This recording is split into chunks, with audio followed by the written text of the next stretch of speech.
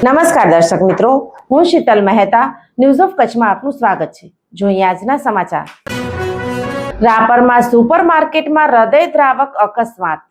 માલની હેરફેર કરતા લિફ્ટમાં અકસ્માતે યુવાનનું મોત થયું। આજ વાગડ વિસ્તારના મુખ્ય મથક રાપર ધોરાવીડા રોડ પર આવેલ એક સુપરમાર્કેટમાં હૃદયદ્રાવક અકસ્માતમાં યુવાનનું કરુણ મોત નીપજ્યું હતું।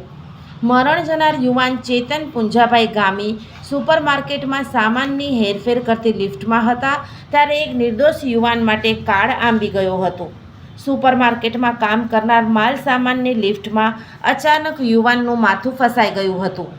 અકસ્માત બાદ લોહી લુહાણ હાલતમાં યુવાનને તાત્કાલિક રાપરની સરકારી હોસ્પિટલમાં ખસેડવામાં આવ્યો હતો। હોસ્પિટલના ફરજ પરના ડોક્ટરોએ યુવાનને મૃત જાહેર કર્યો છે।